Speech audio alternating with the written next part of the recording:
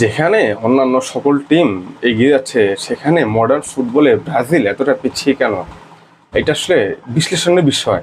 এটা সংক্ষেপে হয়তোবা কখনো বলা যাবে না যে 1 মিনিট 2 মিনিট 3 মিনিটের ভিডিওতে। এটা অনেক বিশাল একটা হিস্টোরি।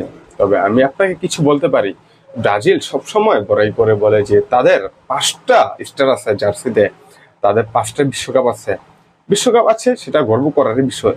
কিন্তু প্রবলেমটা কি জানেন, যে মডার্ন ফুটবলে তারা এতটা পিছিয়ে কেন? যেখানে 2002 সাল সর্বশেষ ব্রাজিল বিশ্বকাপ পাইছে, এই 2002 সালের পর আর্জেন্টিনা বিশ্বকাপের ফাইনাল খেলছে দুবার, 2014 সাল এবং 2022 সাল।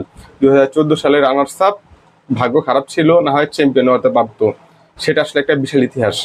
তারপর ছিল 2022 সাল, সেখানেও আর্জেন্টিনা কি করলো, চ্যাম্পিয়ন হয়ে গেল। এখন 2026 বিশ্বকাপ, এই 2026 বিশ্বকাপে আর্জেন্টিনা ইতিমধ্যে সেমিফাইনালে চলে আসছে। আর এই 2002 সাল যখন ব্রাজিল সর্বশেষ বিশ্বকাপ ট্রফি জিতে, এরপর তারা আর কখনো যে ঠিক মতো সেমিতে আসতে পারে না। তারা একবার সেমিফাইনাল আসছিল, তাও হয়তো মুহূর্তটা তাদের মোটেও সুখকর ছিল না।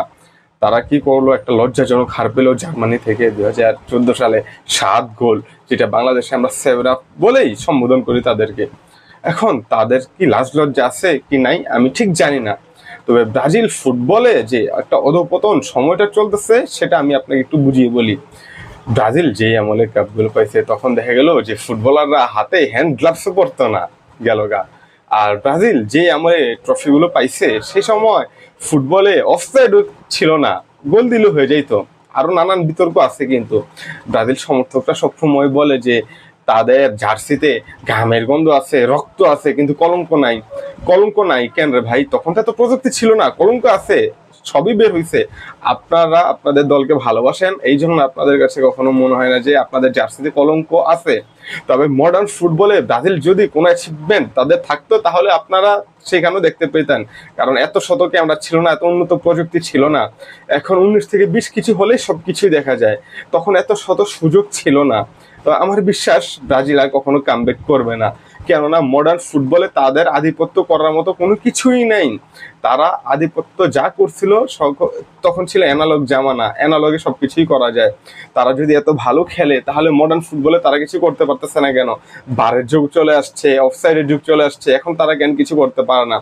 সুতরাং তারা তখনই করতে পারছে যখন আদিমকাল আসছিল, আদিমকালের খেলোয়াড়। বর্তমান জামানায় তারা ঠিকমতো কোয়ার্টার ফাইনালে আসতে পারে না, এবার তো রাউন্ড অফ 16 থেকেই বিদায়। সুতরাং ব্রাজিলের দিন একদমই শেষ। মডার্ন ফুটবলে তারা কখনো আধিপত্য করতে পারবে না, তাদের আধিপত্য আমরা কখনো দেখতে পারবো না। যদি পারতো তাহলে তাদের অনেক সুন্দর ফুটবল আমরা দেখতে পেতাম, কিন্তু তারা এখন আর সেটা দেখাতে পারে না।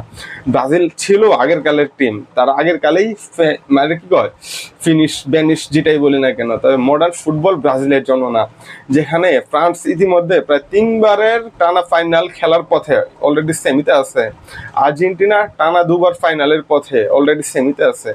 মডার্ন ফুটবল অন্যান্য দলগুলো যখন এগিয়ে আছে, সেখানে ব্রাজিল কেন এতটা পিছিয়ে? সুতরাং মডার্ন ফুটবলে দুর্নীতি করা যায় না, এই জন্য ব্রাজিল পিছিয়ে গেছে।